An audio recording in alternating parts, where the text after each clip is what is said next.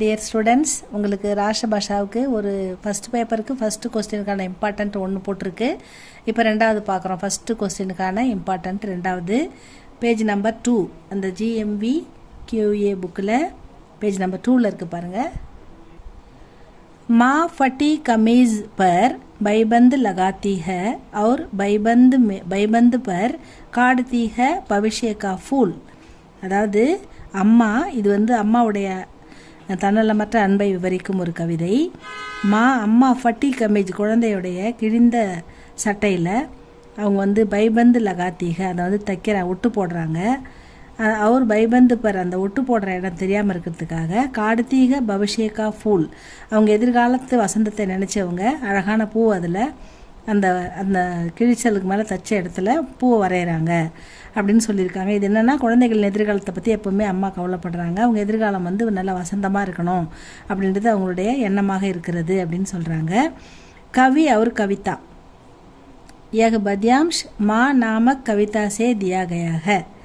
இந்த கவிதை அம்மா என்ற இந்த கவிதையிலிருந்து எடுக்கப்பட்டுள்ளது. இஸ் கவிதா கே கவி ஏகாந்த் ஸ்ரீவாஸ்தவ் है.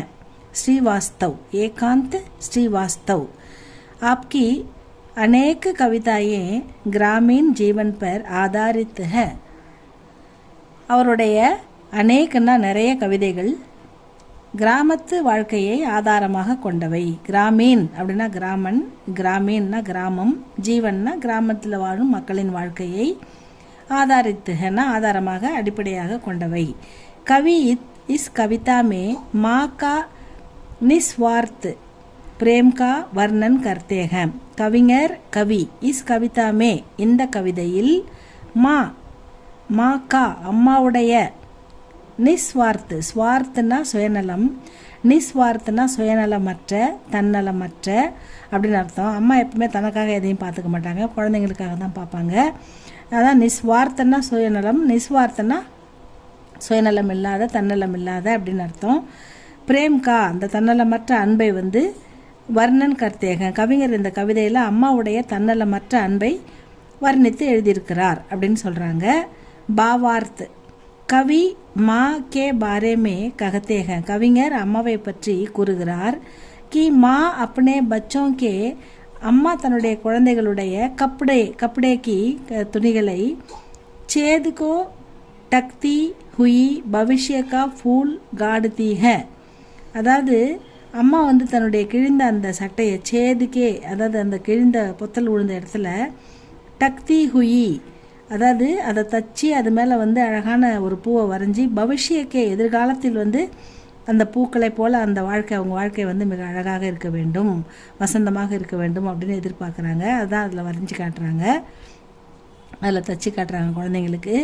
மா அமேஷ் அப்படி அமேஷ்னா அமேஷா, அம்மா அமேஷா எப்போவுமே, ஆல்வேஸ். அப்படி சந்தானோ பச்சோம், ரெண்டும் குழந்தைங்க தான். பச்சோன்னாலும் குழந்தைங்க, சந்தானோன்னா குழந்தைங்க தான். தன்னுடைய குழந்தைகளின் பவிஷ்யன்னா எதிர்காலத்தை எப்போவுமே அம்மா மா அமேஷா அப்படி சந்தானோ கே பவிஷ்ய கி சிந்தாமே ரகத்திகை, எப்பயுமே அம்மா குழந்தைகளுடைய எதிர்காலத்தை பற்றின கவலையில் தான் இருக்காங்க, எப்பவுமே அவங்க எதிர்காலத்தை பற்றி தான் சிந்திக்கிறாங்க அப்படின்னு சொல்லி அம்மாவுடைய சிறப்பை இந்த கவிதையில் கவிஞர் சொல்லியிருக்கிறார். ஸ்டூடெண்ட்ஸ், அவ்வளோதான் ஸ்டூடெண்ட்ஸ். இதை நல்லா படிச்சுக்கோங்க, இந்த ரெண்டும் பார்த்துக்கோங்க. அந்த சுபகாமனாவில் ஒன்றும், இந்த ஒன்று, இந்த ரெண்டு மட்டும் பார்த்துட்டு போங்க. இது ரெண்டுத்தில் கண்டிப்பாக ரெண்டுமே வந்துடும் உங்களுக்கு.